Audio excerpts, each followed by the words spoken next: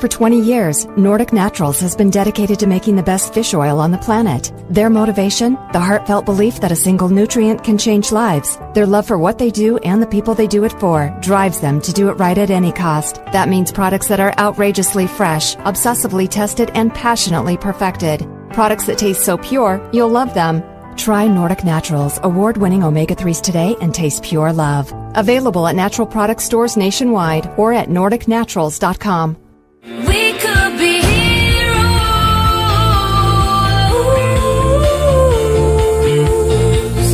We could be heroes. What's up, Define Nation, and welcome to another episode of Define Your Health with Danielle Girdano, Strength Through Knowledge. And Define Nation, we have an absolutely fabulous show planned for you today. I always encourage an active lifestyle, but even more importantly is having an active lifestyle that prevents injuries, or being active in a way that prevents injuries for long-term physical activity. And I am so excited. We are joined today by Dr. Kushal Patel, and he is an orthopedic specialist, sports medicine from Baylor Garland. And I am so excited that you are here. Define Nation, when we talk about experts and bringing you the best of the best, Dr. Patel is definitely one of them. He was the team physician for the University of Colorado and also Denver University. He's a published physician and actually was in the top 10% of medical students listed in the Medical Honor Society journal, AOA. Thank you so much for joining us today. Oh, it's my pleasure for being here and looking forward to it. Maybe we do some push-ups later, or I actually did some before. Oh, well, see, so you may come be behind prepared a little bit. Let's get right into things. So let's begin the conversation about active lifestyles. Now, in your practice here in Dallas, what are you typically seeing with people who have active lifestyles? What kind of injuries are the most common? Well, the injuries usually comprise of the shoulder or the knee. And when it comes to the shoulder, there's a 67% lifetime incidence up to of shoulder pain. And most of the shoulder pain usually occurs with something called subacromial bursitis, or rotator cuff involvement. Okay. And so the rotator cuff is a muscle / tendon that goes in your shoulder, and it's involved in a lot of motions during day-to-day activities and athletic activities. And as you are active, you put a lot of stress on the rotator cuff, and that can lead to injuries of the rotator cuff. So the other counterpart is the knee injuries. Knee injuries span from anywhere from meniscus tears, from cartilage injuries, and then ACL tears. And sometimes you have a combination of all of them. Those would be the two top categories for the athletic population that I treat. Well, in rotator cuff, too, a lot of people injure that just in normal daily activity, do they not? Is that a common injury? Just, I know sometimes people grabbing groceries from the back seat maybe, or something like that.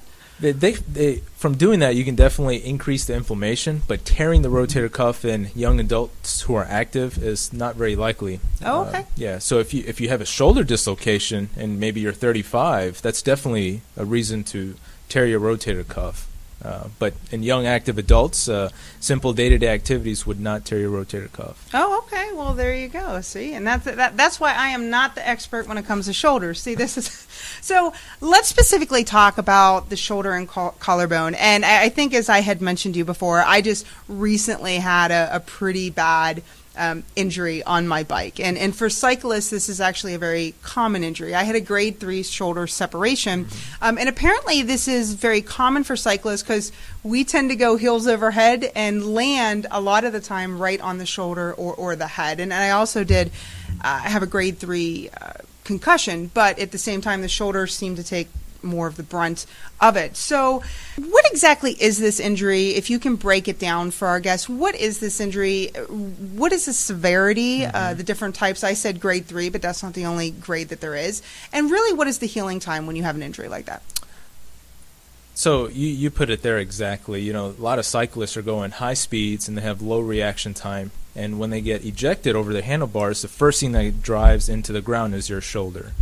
And the shoulder is really complex, and if you think about it, your collarbone supports your entire arm. There's no other attachment of your arm to your body other than through the collarbone. And so your collarbone attaches to the shoulder blade via several ligaments. And so when you have an AC separation, and commonly known as a shoulder separation, it's those ligaments that are being sprained and torn. And so, like you mentioned, you had a grade 3, right? So there are really 6 grades of AC separations. Oh, wow. Okay. Yeah. I know it was uncomfortable, and I never want to go through it again. That's what I know. They definitely can be painful. So what happens in grade 1 is that you have these ligaments. Then in grade 1, there's only some of them that get sprained. And sequentially, as you get higher in the grading, there are more ligaments that get torn. And really, by grade 3, you've torn all the ligaments. And so their grade 4, 5, and 6 then depend on something called the deltopectoral fascia. And so that's a fancy word and term for basically tissue that envelops your bone and muscles, the fascia. Okay, so I mean, there is different grades of this injury. It kind of sounds like we kind of start off as a sprain, and then it can progress to something much more than a sprain. Absolutely. And with you having a grade 3, which is very common, anything higher, grade 4, grade 5, and 6, is a more serious type injury that would likely need surgery. Grade 5 and 6, surgery is usually recommended. Grade 4, it depends how you're doing symptomatically. And I did not need surgery, and I am thankful for that. And we're going to dive into another very common injury whenever we return. And Defy Nation, remember that this segment is brought to you by Soy Joy, all natural fruit bars. Wherever you are, wherever you're headed, Soy Joy helps get you there, so grab some today. Delicious energy is waiting at us.soyjoy.com. That's us.soyjoy.com.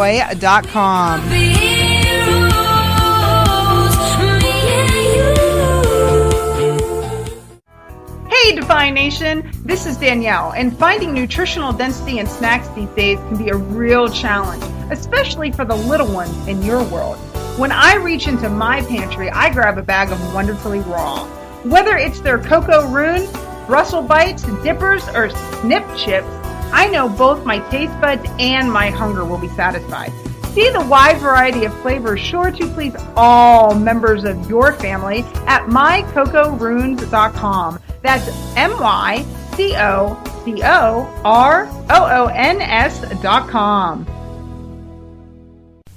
Hey, Defy Nation, this is Danielle, and you hear me talk a lot about nutritional density on my show. You guys all know the most important essential nutrient is water, but so many of us take it for granted. For me and my family, only one name in water will do, and that's e-water. Since having my home system installed, my whole family has tasted and felt the difference. Who knew my favorite beverage could be better? One of the most surprising aspects is in the shower. My pores feel more open and skin more alive. It really is a unique feeling. Water is the most important element for life, so don't let another day pass without enjoying it to the fullest with eWater home filtration systems. Visit them today at ewater.com. That's EWATER.com. Everyday people do everyday things, but I can't be one of them. And we are back, Defy Nation, with our very special guest, Dr. Patel, and he joins us from Baylor, Garland. And we ended the last segment talking about shoulder injuries and how common shoulder separations are for cyclists. But knee injuries are so common for people across the board. One of the things that I had read and that I've become familiar with is, the difference between men and women. And an example I can make of that is just the tilt of the pelvis when it comes to ACL injuries and knee replacements. When you're talking, women typically have more ACL injuries, men typically have more knee replacements just because of the angle of the pelvis. But really, when you talk about ACL, I think people are like, every knee injury is an ACL, right? And they just group everything all together. And so I wonder if you can break apart the first two, which is ACL and MCL. What is the difference of those two injuries, really? And more importantly, what is the best way to prevent these injuries from happening? Absolutely. So both are ligaments, both the ACL and MCL are ligaments. And ligaments are tissues that connect bone to bone. And so the ACL is actually in the knee joint itself, and the MCL is not in the knee joint itself. It's outside the knee joint on the inside part of the knee. And so they're two totally different structures. So prevention, MCL injuries are not overuse injuries. They're all traumatic injuries. And by so traumatic, you mean injury an in a sports or a soccer game, or a weekend warrior playing basketball, like gets a clipped. sudden start or stop, or a sudden jolt, or what? It's usually someone hitting your knee. Okay. And that's going to cause an MCL injury. Okay, so soccer, I would think that's pretty common in soccer? Or? Absolutely. Yeah. And okay. it's a strike to the outside part of the knee, which stretches the MCL. And there are 3 grades of MCL sprains. And so there's really nothing you can do to prevent an MCL injury. Okay. I know NFL players, and there have been studies that show that the braces they wear do prevent MCL injuries, but for the weekend warrior who are not wearing braces, it's really hard to prevent an MCL injury. Okay. Whereas in ACL injury, there's 2 categories. One is the traumatic, again, the injury from a sport or activity. Okay. And then the other one, which is commonly done for an ACL injury, is a non-contact, either landing or pivoting injury. So you'll see, like Derrick Rose, when he tore his ACL, he wasn't hit. He was just changing direction. So that's a pivoting type injury. Okay. And then another common way to tear your ACL is when you land. Okay. Let's say from a layup or something. Okay. And you can prevent those types of injuries, and that all goes in with your core and your hip strength, and basically focusing on your landing mechanics, and a fancy word we call proprioception, which is the mind body connect and knowing where your limbs are in space, and focusing on those can actually help prevent ACL injuries for the non-contact types. Fascinating. So then the other really, in my opinion, the major part of the knee that it seems like we hear the most about when it comes to injuries is the patella. And so what exactly is the difference between the patella now when we throw that into the mix, and what's the best way to maybe protect it? Patella injuries are very common, and that's because, one, it's superficial, it's right underneath the skin, and there's no real constraint to it other than your quadriceps tendon and your patellar tendon, so it's very mobile. It can be considered a dislocation, it can be considered a fracture, it can be considered a maltracking, so the patella actually tracks within a groove on the femur, and if it doesn't track right, it can be a maltracking problem, or it can be a cartilage problem, something called chondromalacia of the patella. So these last two that you're, and excuse me for interrupting you, but these last two that you're talking about doesn't sound like something that you get from activity or some sort of an injury. This sounds like almost a hereditary. Is that fair to say, or am I not following you correctly? Well, so the maltracking goes from, again, back to the hip and core weakness, and basically, if the patella doesn't track right, it'll cause abnormal pressure on one of the 7 facets or the faces of the patella, and cause pain. And that can lead to cartilage breakdown. And that's totally different than having a dislocation or a fracture, and so there's a vast number of diagnoses and injuries of the patella itself. So it really sounds like the hips and the core and the quad, if you're paying attention to those and have good physical strength in those, that seems like at least a deterrent. Maybe not for the MCL, because that, as you said, it's hard to prevent that one, but at least the ACL and the patella. Absolutely. It sounds like. So are there any specific exercises that you would recommend, or maybe you do yourself, or maybe you recommend to your patients, or just in general keep it strong? Well, just to reiterate what you said, a lot of patients come into me with knee pain, and I tell them that they need to focus on their hip and core. They look at me kind of crazy. It's like, hey, my knee is hurting. But the fundamental problem there is the mechanics of their lower extremity. And so if they can work on their hip abductors, it would really help prevent the femur from internally rotating. And it keeps the femur out and helps better track the patella. So one other big difference between ACL injuries and MCL injuries is MCL injuries, the majority of the time, can heal by themselves. Oh, how fascinating. Yeah. It's an extra articular ligament. Again, it's not inside the knee joint. Whereas ACL injuries are inside the knee joint, and when they tear, they're bathed by the knee fluid, and that prevents it from completely healing. And so anytime you have an ACL tear, it's not going to heal by itself, and would recommend evaluation. Okay. So when we're talking about prevention, or we're talking about a possible injury, and then people trying to relieve a little bit of pain, the first thing that most folks do, I'm going to go to Sports Authority, I'm going to go to Dick's, I'm going to go to Academy, I'm going somewhere, and I'm going to buy a brace. And, you can almost see them. They walk in and they look at this wall of braces, and they're kind of doing this. They're kind of pointing and looking, going down through the rows. But really, not every brace can prevent or help every type of injury or to prevent an injury. Run us through just these through. What particular braces should people look for, ask for, maybe whenever they go into the store? Absolutely, and you bring up a good topic here. So when you have cartilage wear of a kneecap and you put the wrong brace on it, your pain's actually going to get worse. Oh. So if you have cartilage wear of your knee, I wouldn't recommend a brace because you're going to put more pressure on that cartilage, because a lot of these braces, they constrain your kneecap and they load it more. Whereas a maltracking, where your femur is not really tracking appropriately, you can find braces that push your kneecap over a little bit more to help it track better. Okay. So you really got to get down to why you're having knee pain. And if you've been diagnosed with knee pain and you've had a misdiagnosis and you've been treated differently, your knee pain may not go away.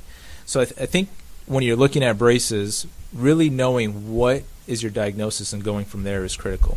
So to me, it sounds like you shouldn't self-diagnose. It sounds to me if something's wrong, you really should go get it checked out, have someone who has the knowledge like yourself, and find out exactly what's going on, and maybe have them recommend a brace to you before just trying to randomly pick yourself. That's what it sounds like in the long run.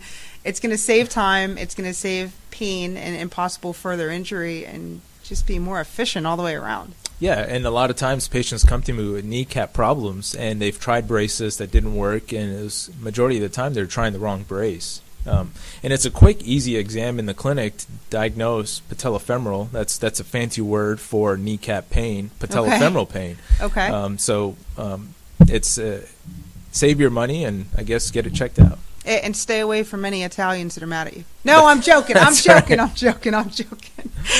right, Define Nation, we are going to cut away to commercial break. And please remember that this segment is brought to you by Total Balance Apparel. Harmony in the parts of a whole. Creating, evolving, and continuously seeking balance.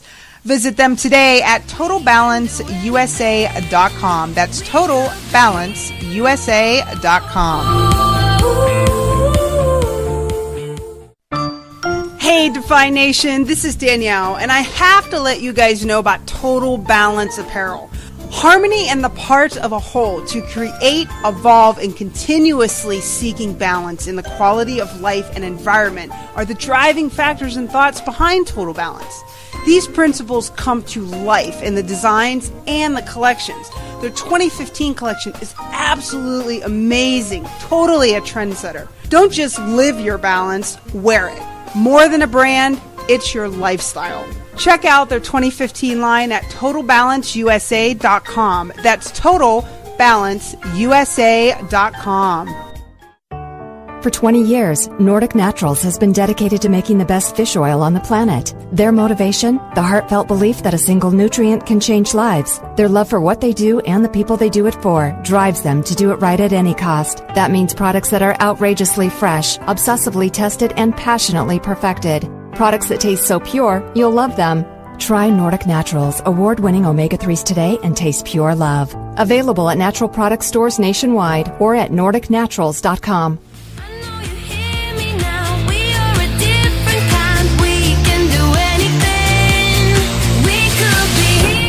And we are back to Define Nation with our very special sports medicine specialist from Baylor Garland. That is Dr. Patel. And we ended the last segment talking about the knee and talking about some very common ligament injuries that can happen, ways to prevent. Sometimes they heal themselves. We all wish that they all would do that. But really knowing what the injury is to not cause yourself more pain. And one thing that I think a lot of people deal with is knee replacements. And I'd like to talk about that just for a second if we can. Now, I know way back in the day, my dad had a knee replacement. Now, we're talking early, mid-90s. And it was it was this epic journey of, I mean, from the doctor's visits to the surgery and so on and so forth.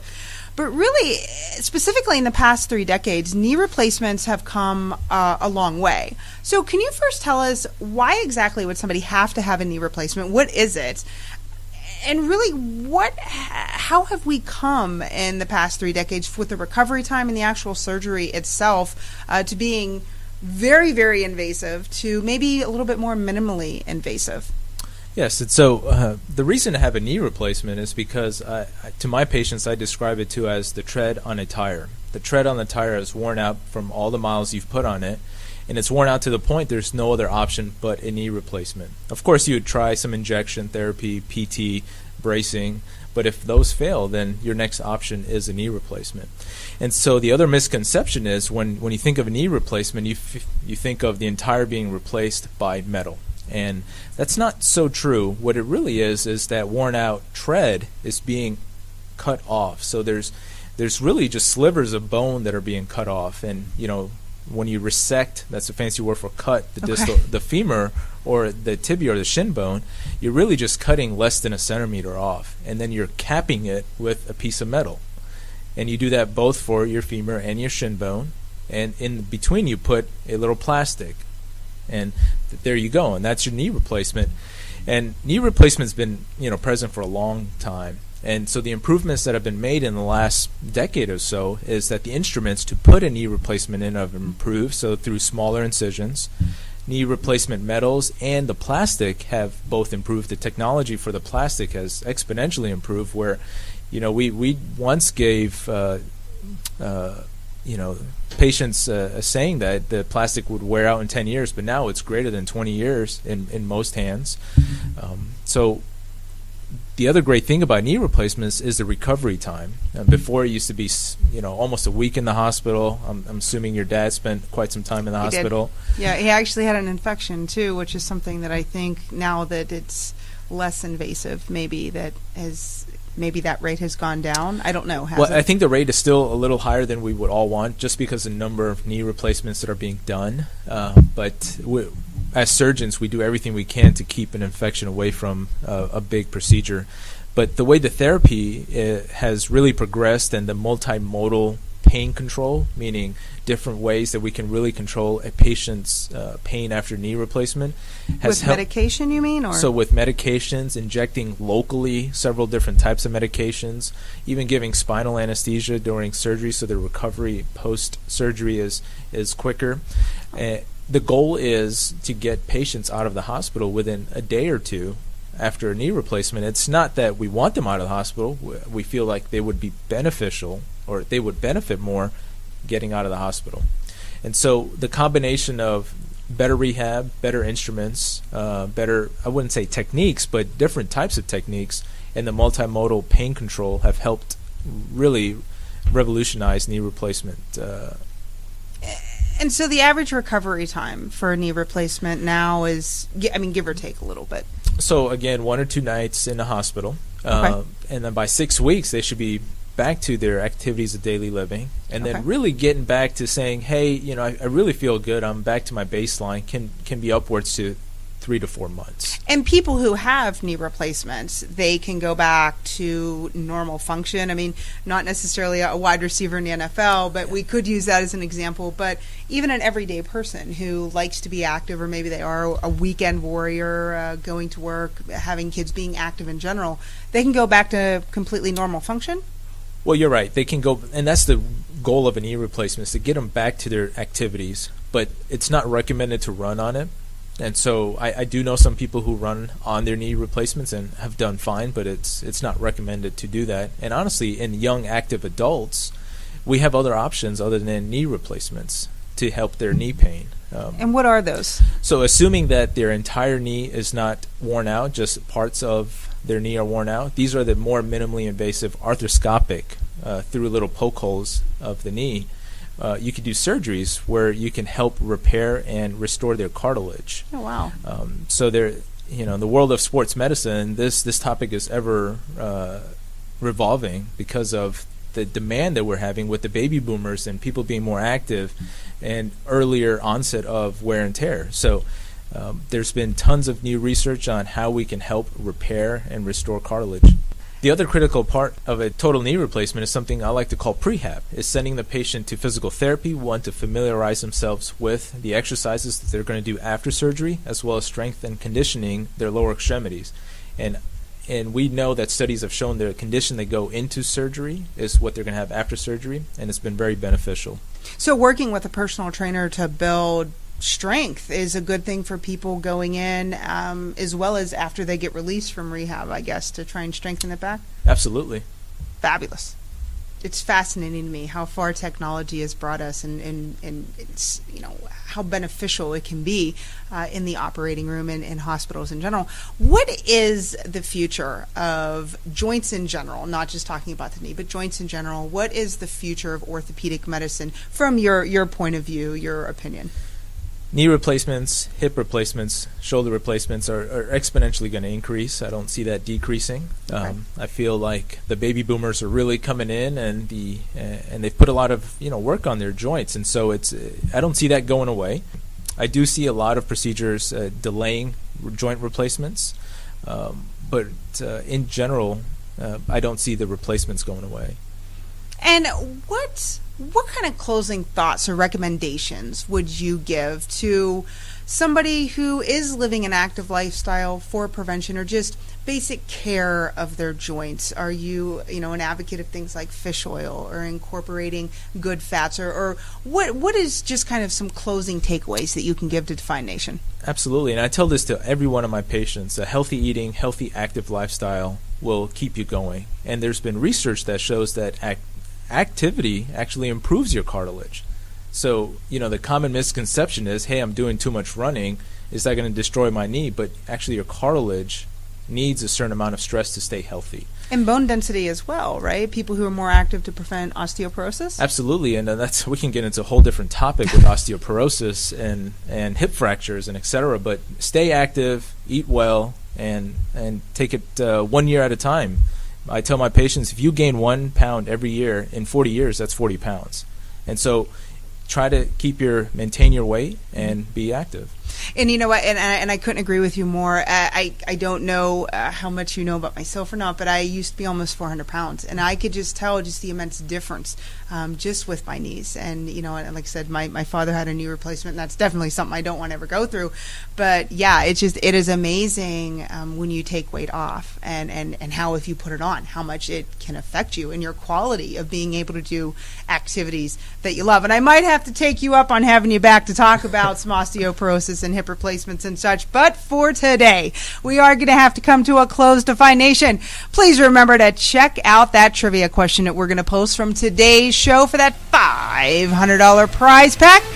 And as always, Define Nation, remember, motivated, dedicated, and highly recommended. Bye-bye.